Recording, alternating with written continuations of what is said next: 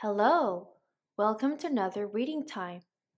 Today's book is called George Washington and the General's Dog by Frank Murphy. George Washington is one of America's greatest heroes. Most people know that George was honest and brave. But there is something about George that people don't always know. George Washington loved animals. George learned to ride horses as a boy. Sometimes he rode into town. George rode fast, but he never fell. People said he was the best rider they had ever seen. When George grew up, he moved to a farm called Mount Vernon. Every day, George checked on the horses and hogs. He checked on the oxen, mules, and sheep. But he spent the most time with his dogs. George had a lot of dogs. He owned 36 dogs in his lifetime. He took them hunting. He played with them. He even gave them cute names like Mopsy, Sweet Lips, and True Love. Sometimes George spoiled his dogs. He let them run around the house. One day, George's wife Martha cooked a ham for dinner. George's dog Vulcan jumped up and stole the ham right off the table. Martha chased after him, but George just laughed. George liked being at Mount Vernon with Martha and the animals, but America needed him. America was not yet its own country. It was an English colony. That means it belonged to England. Many American colonists wanted to be free from England, so they went to war. The war was called the American Revolution. The colonists chose George to be their general. George chose his favorite dog, Sweet Lips, to go with him. He said goodbye to Martha and Mount Vernon. He jumped on his horse, Nelson. Then he rode into battle. Sweet Lips was right beside him. In George's day, soldiers often brought dogs with them to war. Dogs helped hunt. Dogs helped track the way. Dogs helped guard against wild animals. Best of all, dogs were great partners. The general of the English army was named William Howe. He had a dog too.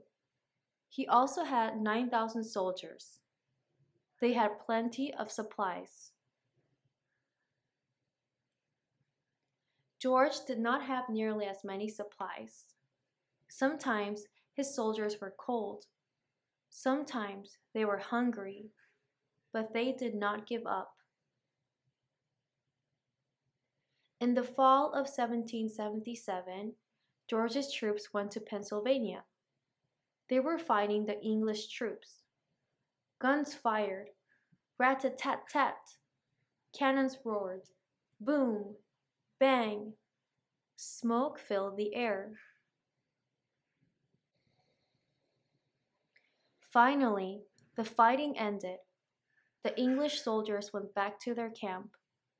The battle was over for the day. The smoke began to clear. George noticed a dog without a soldier. It looked lost.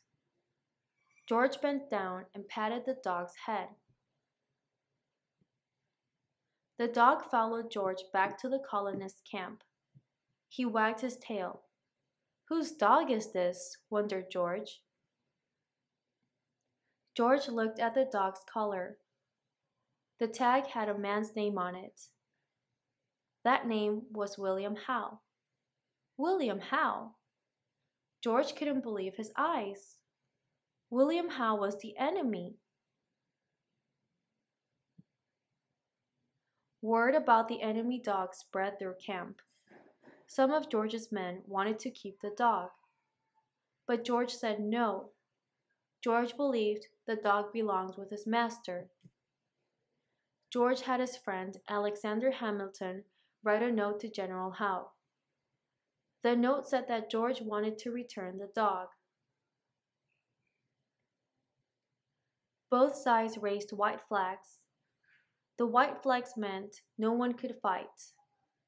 George's soldiers walked the dog across the battlefield. They gave him back to General Howe. People in England found out about George's good deed. The English still wanted to beat George and win the war. But now they respected him. Some English people even liked him. They had never heard a story of such great kindness between enemies.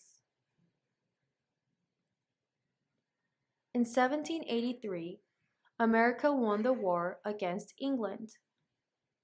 America became its very own country. George Washington went home to Mount Vernon. Friends around the world wanted to honor George. They wondered what he would like. Then they remembered the story about the dog. Soon, presents started arriving at Mount Vernon. The King of Spain sent George a mule. George named him Royal Gift. A friend from France gave George an even bigger gift: 7 dogs. George's work was not done, though.